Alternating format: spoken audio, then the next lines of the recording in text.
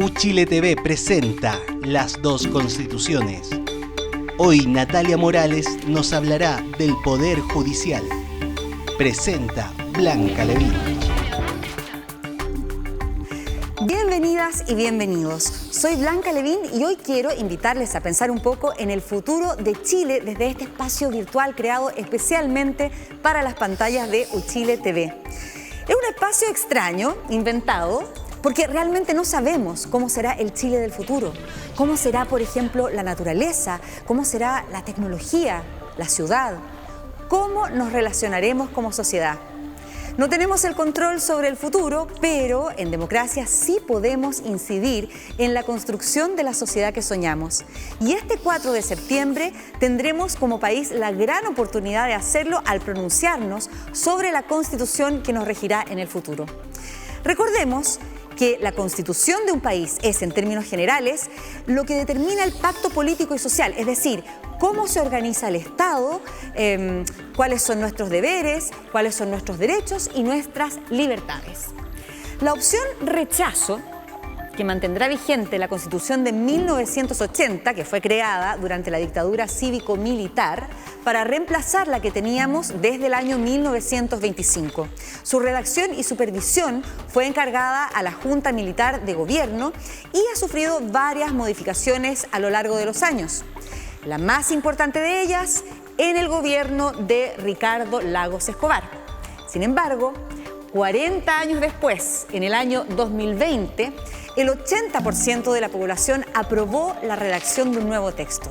Para ello se escogió democráticamente a 155 convencionales, hombres y mujeres en partes iguales, que redactaron una nueva constitución que nos regirá en el futuro si es que gana la opción apruebo.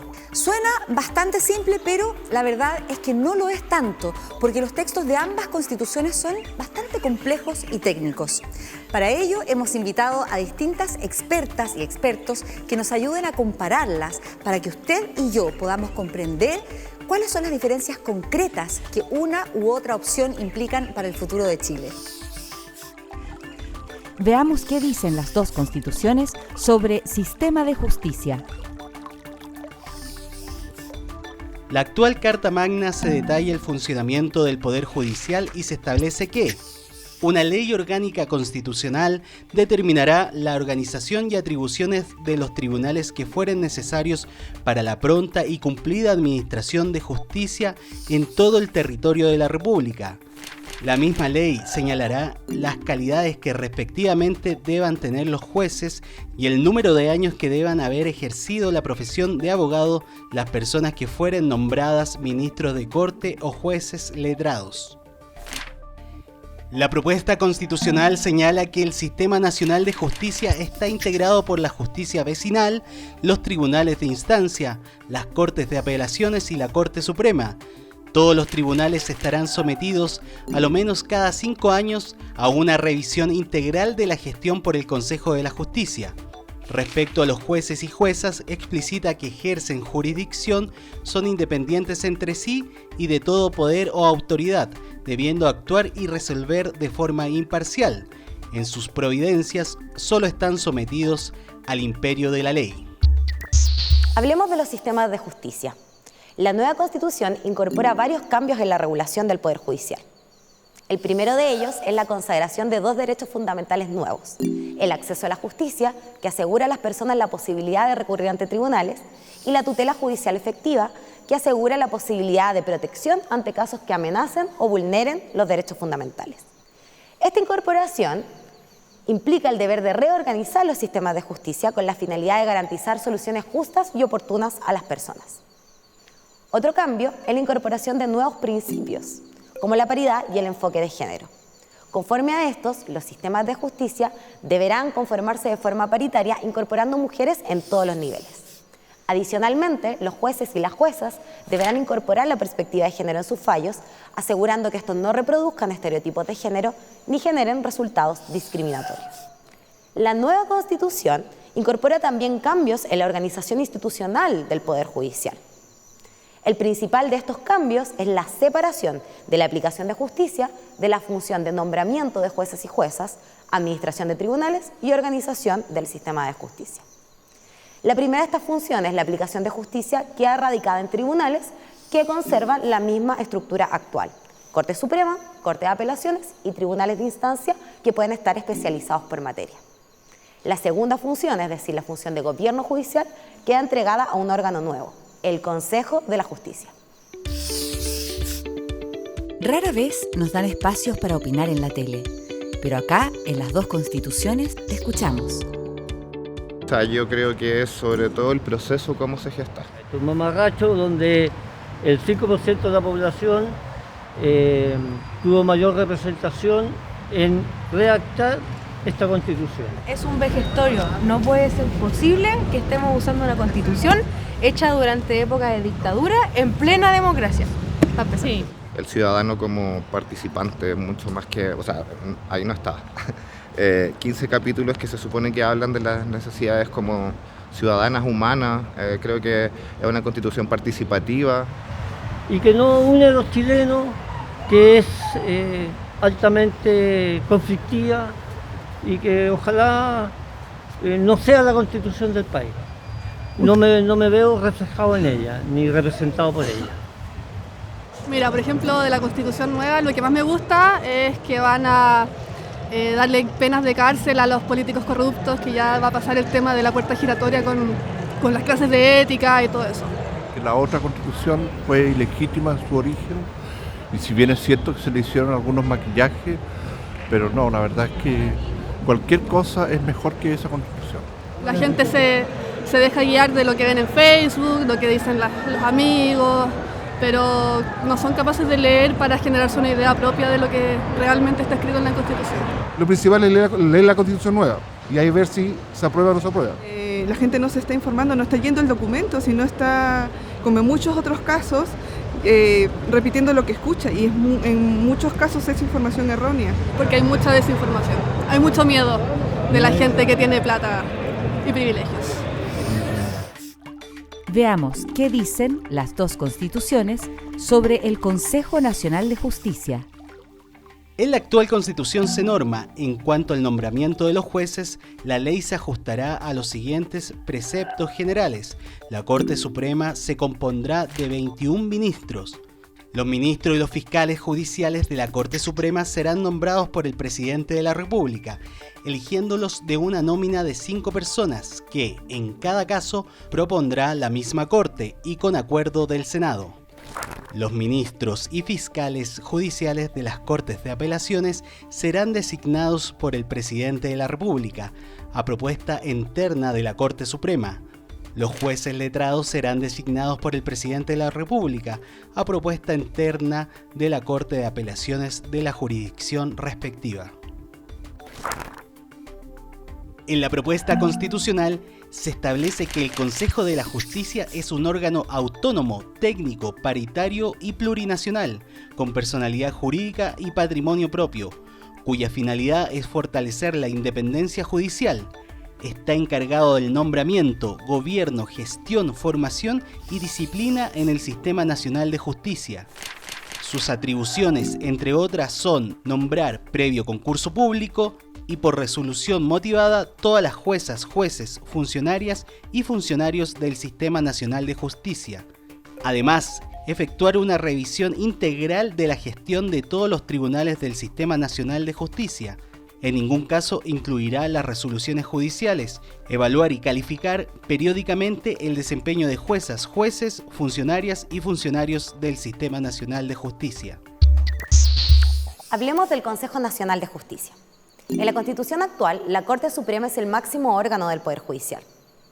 Este conoce casos, aplica justicia, pero también dirige, supervisa y administra los demás tribunales del país, ejerciendo funciones de gobierno judicial.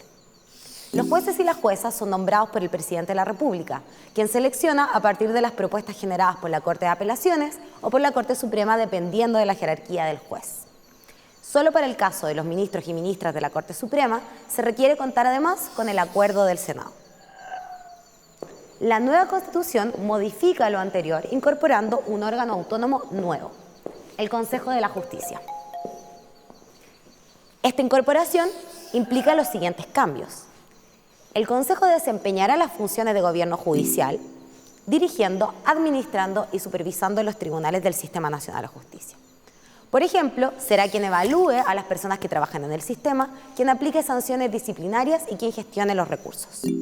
Lo anterior permite liberar a la Corte Suprema de funciones no jurisdiccionales, por lo tanto se podrá abocar a la resolución de casos de su competencia y a velar por la correcta aplicación del derecho. El Consejo de la Justicia se encargará además del nombramiento de jueces y juezas, funcionarios y funcionarias que trabajen en el sistema nacional. El objetivo del sistema es velar por la idoneidad profesional y por la igualdad de oportunidades para las personas. Por lo tanto, la selección del personal se hará previo concurso público. Con lo anterior, se elimina la incidencia del presidente o presidente de la República en el Poder Judicial a partir del mecanismo de nombramiento. La importancia de saber con precisión el significado de una palabra hace una gran diferencia. Les presentamos el Diccionario Constituyente. Diccionario Constituyente. La palabra de hoy es estatuto. Establecimiento, regla que tiene fuerza de ley para el gobierno de un cuerpo.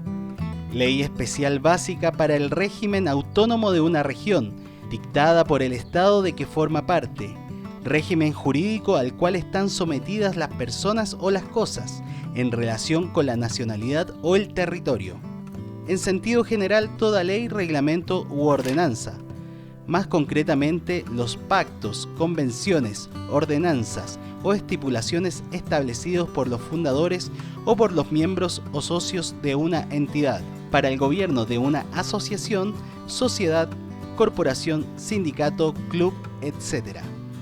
En algunos casos, estatuto se ha utilizado como sinónimo de constitución política, como el Estatuto Real Español de 1834.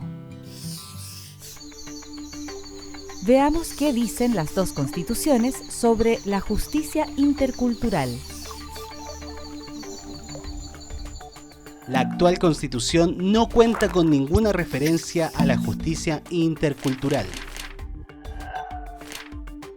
En la propuesta de nueva Constitución, el Estado reconoce los sistemas jurídicos de los pueblos indígenas, los que en virtud de su derecho a la libre determinación coexisten coordinados en un plano de igualdad con el Sistema Nacional de Justicia.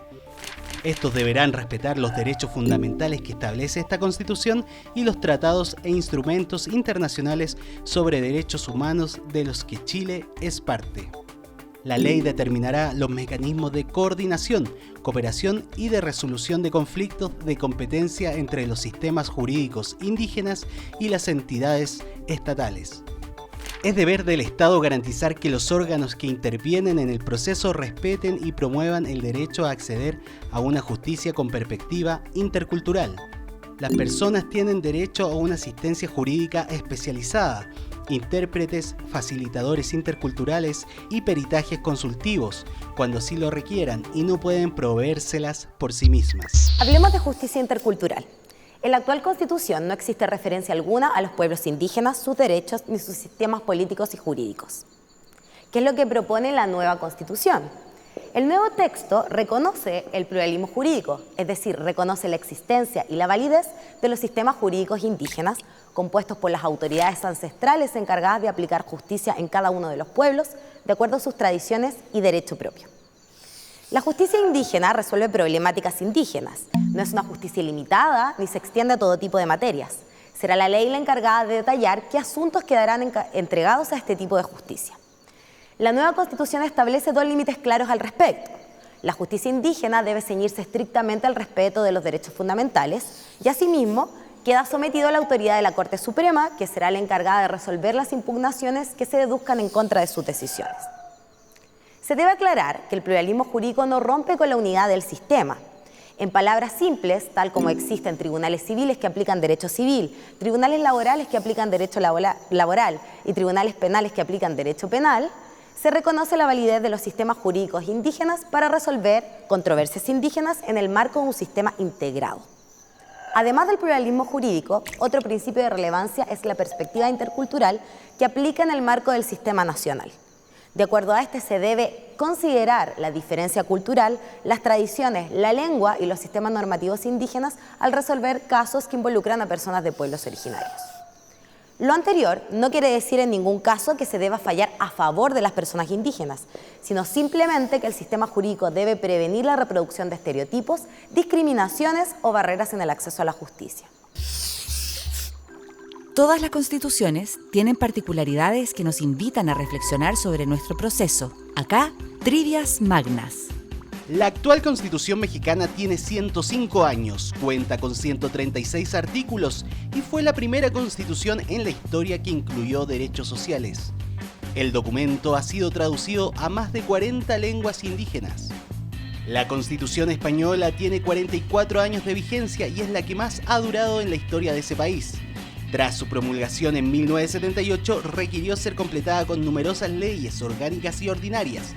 Solo en el primer año legislativo se dictaron 45 leyes relacionadas a la Carta Fundamental.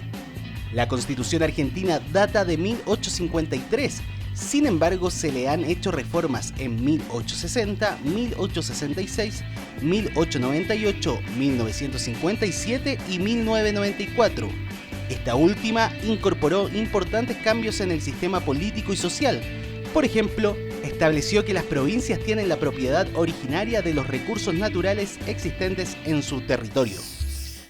Hay que tener presente que la Constitución es solo el comienzo. Aquí se establece el deber general del Estado para hacerse cargo de estos temas, pues será el Poder Legislativo el encargado de asegurar y proteger estos derechos mediante la creación de leyes. Muchas gracias a todas y todos por acompañarnos en las dos constituciones de Uchile TV. No olvidemos que el 4 de septiembre el voto será obligatorio y todos y todas debemos ir en conjunto y decidir cómo será el futuro de Chile.